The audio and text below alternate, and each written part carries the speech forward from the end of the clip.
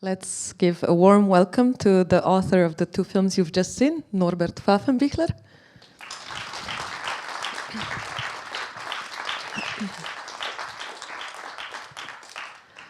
So today, as you might have heard, I'm just channeling the spirit of Christoph Huber, who was supposed to do the Q&A, but unfortunately he got sick.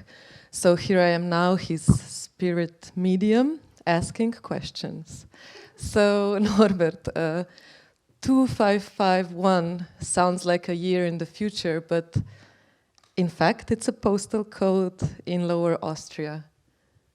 Yeah? Yeah, right. Could you explain a bit? yeah, that was the whole joke.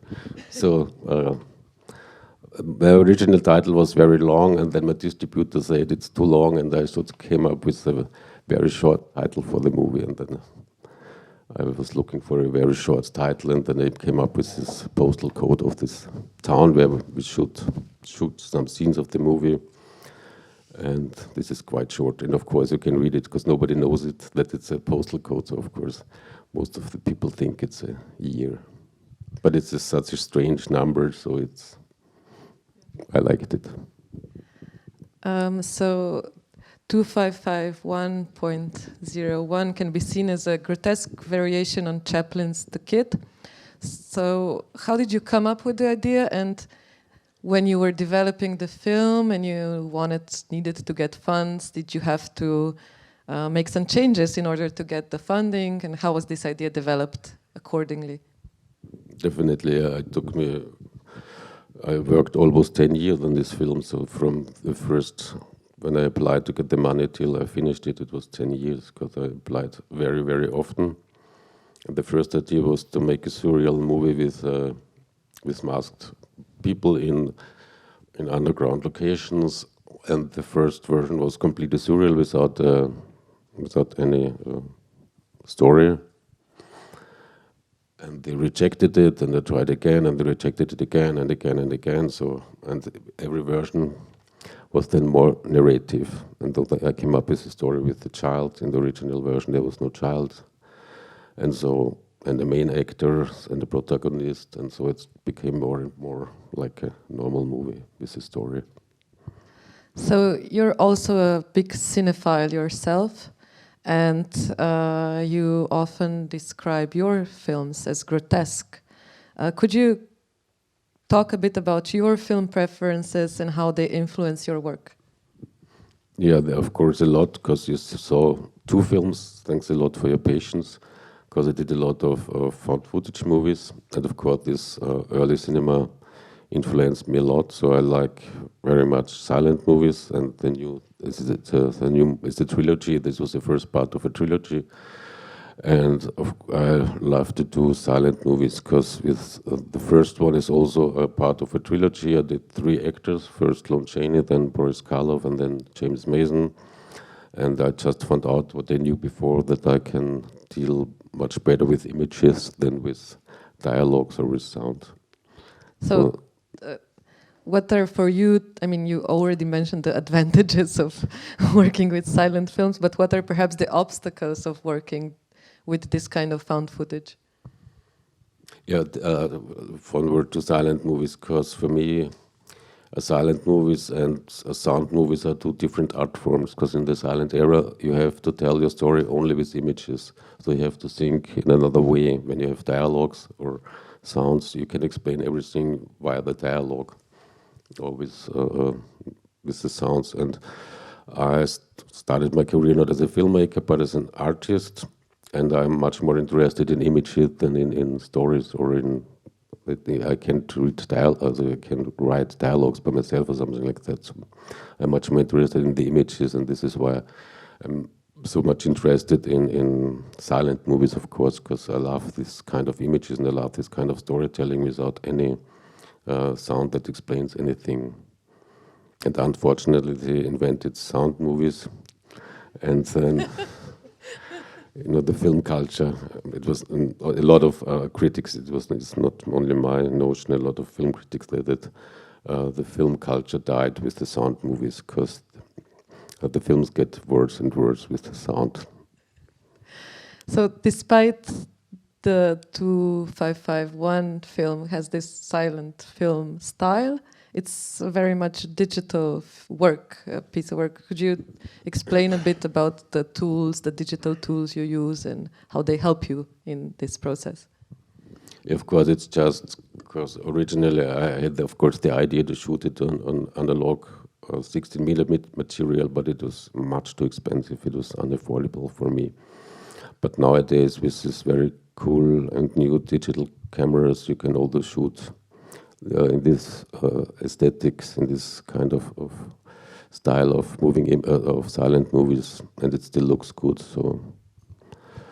Yeah, and of course I used, the normal tools everyone using it in the film branch. Everyone uses the same tools for editing and for color correction. I just use it in a little bit in another way than most of the people. And could you now talk about the masks and your collection of the masks and other props in the film? Yeah, I always loved masks since my early childhood. I was all my other films are, so I'm very interested in faces. I think faces is one of the most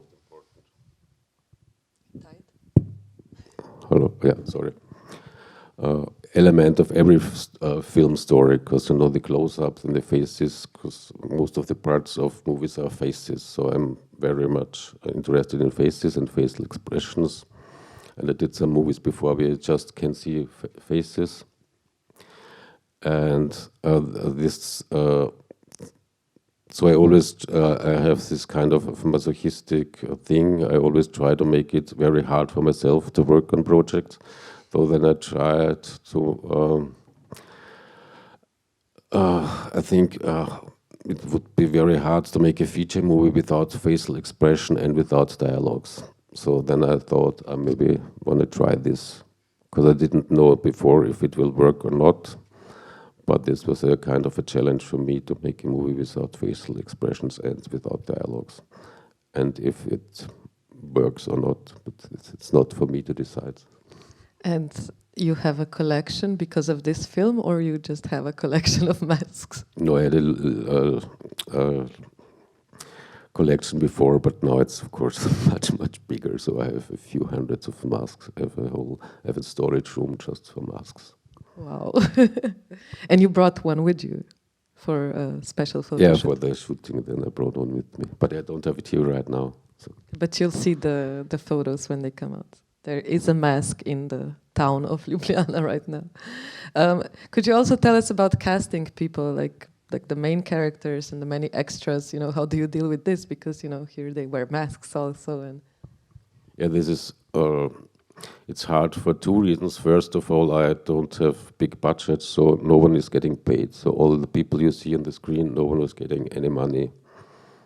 And most of the people who work with me also are just practitioners or people who just help me. Of course, I have a little budget, so I can pay the cameraman and the most important people in the team. Of course, they get a little money because it's a lot of work. But most of them don't get any money. So this is first a challenge for casting, that you can ask people to play in a movie, but they don't get paid. And the other thing is you don't see the faces. So for the main character, we casted 160 men. Yeah, but this is not, they do it also for regular films. This is not, so I know directors who have 300 or 500 or much more actors to find one actor that they want to work with. Yeah, but it was hard, and in the end, I had luck to find the guy who is in the movie now, because I also did castings with a lot of trained actors. But in the moment when you put on them a mask, and they, so we had some a little bit statistics things. So then we asked them to do some emotional expression without the face and without the voice, and we asked them to make a monkey. So the first was when they came to the casting, I said, make a monkey. And of course, most of the people are failed completely. And all the trained actors, they're not used to do something like this. And the guy who is playing the ape man now, he's a manager in a telephone company, and he has never been in a film before, and he is not even very cineastic at all. But how did you find him? Yeah, that was by coincidence, because we thought we need a lot of extras, so we thought we can ask sports clubs, so like a whole soccer team or something like that. And then we go to different sport events and ask the people if there are 20 or 30 of them would come to the set. And he was one of these sportsmen. He plays. What's this? I always forgot how this. I will come up later with it. It's a very, since it's this sport where you, it's like football, but you have this small ball. Baseball? No. Sure. Fuck, sorry. In a minute I will know it. Yeah. And then we watched one of these games, and then we saw this guy, and he was really, and it's a little bit like ice hockey, this sport, so they work with body checks, and you're really allowed to hit the others with your stick and so on. And that guy was really crazy. And then we go on in the wardrobe with him, and after a game, and he was exhausted, and we say, make a monkey. And he was jumping around and jumping on all the furniture there, and sort of crying his soul out. And we said, wow, this Amazing. amazing. Now you have the part if you want it. And he suffered a lot with us, because he's a regular. He's really a very nice regular guy, and but he's in the part 2, and he will be also in the part 3. So he Great. So you have a star now. And how did you find the cellars and the spaces where the film is made? Yeah, that was also a lot of work. We did a lot of location scouting. I saw hundreds of cellars and bunkers, and in Vienna and around Vienna. But because of World War II, there were a lot of these rooms that are still available. And it is, as I told you, as we talked about it before, it's not so easy, because some of them are really dangerous, because they are very old and the stoves falling from the ceiling. And when you come with a film team with 50 to 100 people, of course, it must be, the rooms must be big enough, and they must be safe enough that you can go in with the whole film team. But in the end, we found a few locations. So in these films, I think it's 5 locations at all. And a major asset of this film is also music, as well as in your other works. Could you talk a bit about how music came together for this film? And how do you work with music and musicians in general for like the scores of your films? Yeah, I edited most of my films without any sounds. Of course, the Mason and the Color films, there are dialogues. Of course, I had to edit them with sound, but all the other films, I do the editing before without any sounds. And then I ask some friends of mine, or composers or musicians, to make the sound to it. For example, for the Lon Chaney film, it was a composer called Bernard Lang. He's a really serious contemporary composer who writes operas and so on. And he is a friend of mine that he was interested in, and he used all his compositions from the last 20 years and re-edited them by himself to the movie. And for the other one, for the 2551, of course, we need to make some not only music but also sound design, and this was really hard because we shoot the movie without any sound. Because it just makes it much more cheaper and faster when you don't have a sound on the set. You can shoot, and we don't have the time to rehearsal, so I always shout in and say, jump, run, do this, do that. So you can't make any sound recordings during the shooting. And though the guy who did the sound recording is also a close friend of mine, they did the castings and the location scoutings and the music and everything with me. And he's still my friend. But it was a lot of work, so he said already 1 year just for the sound design, because we had to do every movement, every step, every breathe, everything. But it was Corona time, so there were no festivals, so we had the time to do it. And so you already mentioned the second and third part coming out. Could you tell us a bit what is waiting for us? Since I do know that Masha is eager. The part is already booked for next year. Yeah, exactly. Thanks a lot. Thanks for trusting me. So you can do a glimpse of what we'll see next year. Part 2 is already in post-production. So the shooting was ended last year, and the editing is also finished now. So the musicians and the sound designers are working right now on it. But this will take a few months, of course, for them till we can finish. And part 3 is try to get the funding for it this year. Okay. And perhaps at this point someone has a question from the audience? Yeah, okay. When you talk about the funding, how much do you need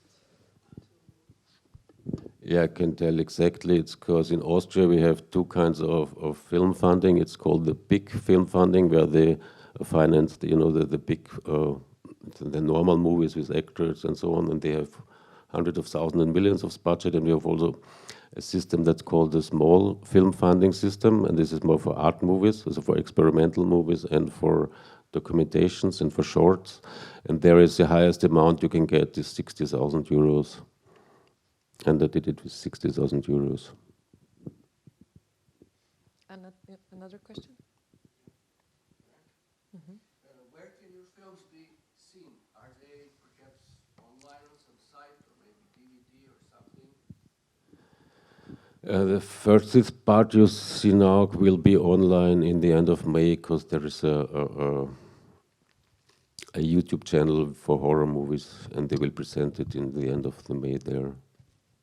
But otherwise, just on festivals. This is the first time I have an online representation, because otherwise I have a distributor, Sixpack Film in Vienna, and they distribute the movies to festivals like this one. Okay, so perhaps we can move on to The Messenger now. Could you tell us a bit about the details of crafting something like a Lon Chaney film? Probably you start with finding copies and archival material, and what do you do then? Yeah, the thing with found footage film is, so you don't need money to do it. So I don't have original 35mm prints. All the copies I had, where we talked about before, about the torrent clients and Karagag and all this pirate-based stuff. So this costs nothing, and this so you can do a film without any money.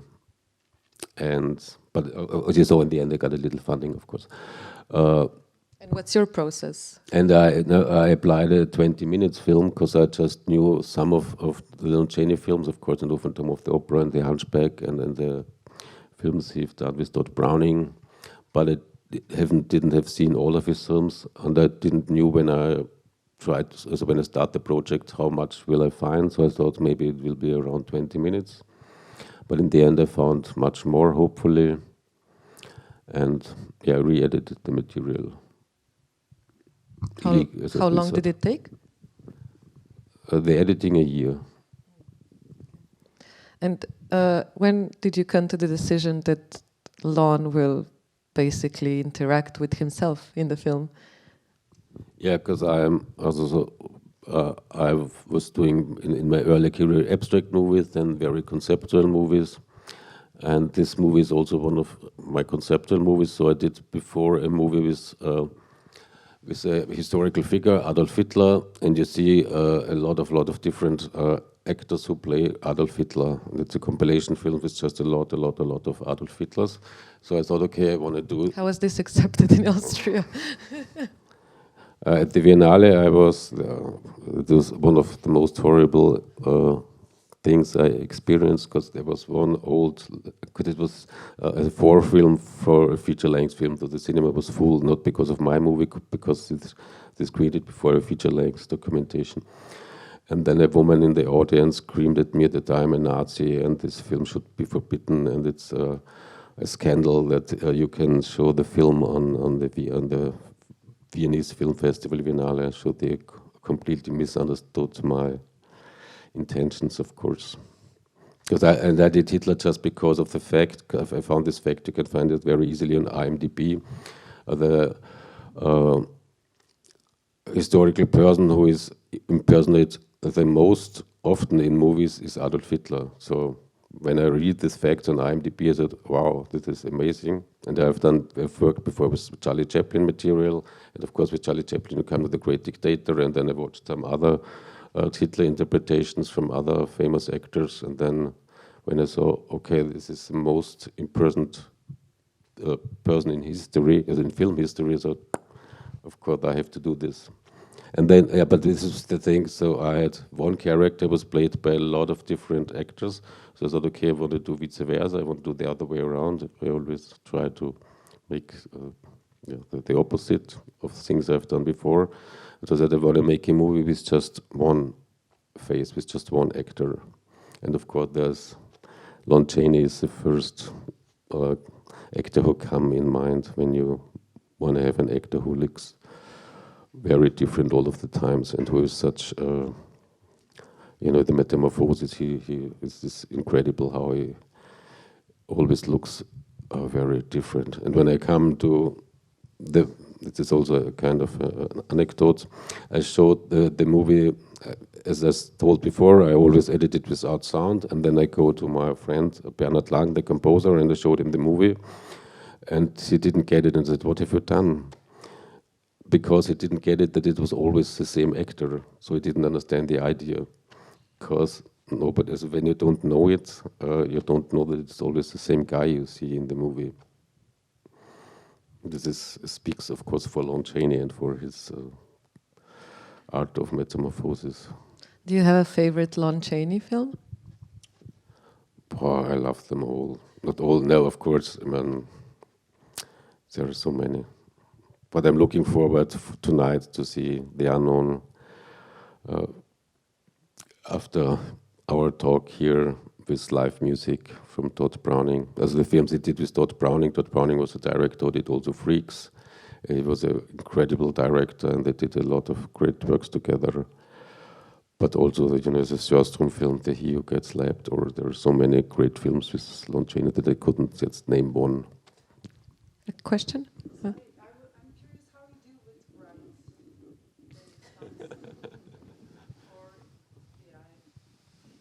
Do you? Yeah, no, it's a. So I did also works for exhibitions, and I got also one time in trouble because of this rights thing.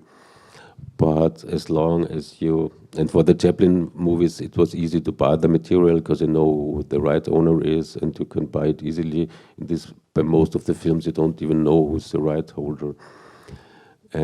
But in the history of found footage film, there was not one found footage filmmaker ever who come to court.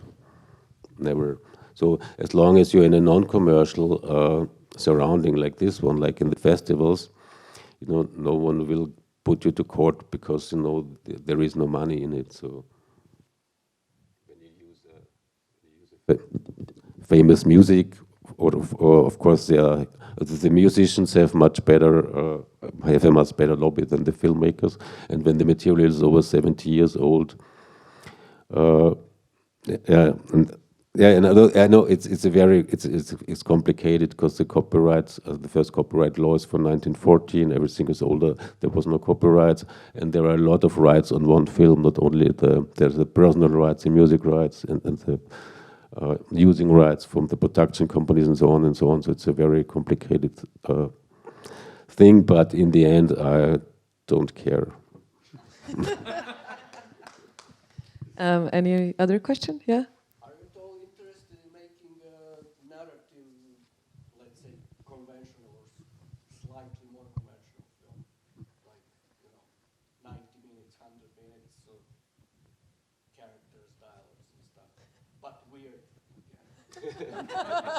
But weird. Of course, I would do it because the part 2 is 90 minutes long, and because I had a little bit more money, so I could shoot a little bit more. And of course, I would do it, but no production company in the world would work with me. So, and I tried, to be honest, I tried it sometimes to get funding for normal, as you say, it's normal films with actors and dialogues, but with weird stories. And I never couldn't get any money for my project, because when you're making experimental films for so long and weird films, they don't take you serious when you ask for real money.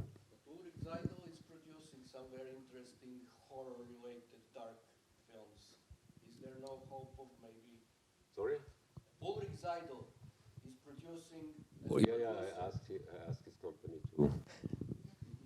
They didn't respond. They don't even reply. So. Damn. Found footage is a big thing in Austrian experimental cinema. And do you have, directors working with found footage that influenced your work, or do you mainly think you just followed your own, guts and path in this sense? No, of course, I'm very much influenced by the whole Austrian avant-garde. Like, Kurt Kren was a teacher at my university where I studied, and of course I knew all the guys like Peter Tchaikovsky and Martin Arnold. They were also there all the times, and I like very much the work of Matthias Müller, or Dietmar Brehm did a lot of found footage movies, and for me it was so the influence was more like that when I saw the first Matthias Müller movie, like Home Stories, and I said, what the fuck? He just do it. He just he didn't care about the rights. He just edited stuff from other people, and I said, wow, I can do this too. And after this trilogy, is supposed to be a trilogy, are you going back to found footage? I mean, do you want to do more found footage also? To be honest, I don't know yet, because I'm just trying to get the money for part 3, and it will take years to finish it, and we will see later what's coming on. I don't know yet. Any last questions, comments? No? Oh, yeah. You mentioned that the next season was part of the trilogy, is that right? And you were going to look at Boris Karloff and James Mason? Yes. Why those two actors? What is it about these two actors that fascinates you? Yeah, again, the faces, because first I tried it with silent movies with Lon Chaney, and it's easy to re-edit movies without sounds, to put the images together. But it's much more harder to do it with sound movies. So I tried to make it harder for me, and I tried so can I do the same thing with Boris Karloff? Of course, because he's playing a lot of different kind of monsters, and as you see in these films, in these days of the Hollywood era, they play all the different kind of ethics. They play colored people and Asian people and all this kind of things, and Boris Karloff also played all kinds of Indians and whatever, and I was interested in that too. And then I chose two actors who looked in every film differently, and then I wanted to try to make it much more harder for me, and then I thought, okay, then I will look for an actor who look every time the same. But I failed completely, and the Mason film was a catastrophe. Because I worked on it for 3 years, and it was a horror to do it. And I'm still not. I was never satisfied with the outcome. Last chance to ask something. Otherwise, we can chat a bit more in the cafe and prepare for the unknown. Yeah. Thank you so much, Norbert Pfaffenbichler, for talking to us. Thanks for having me.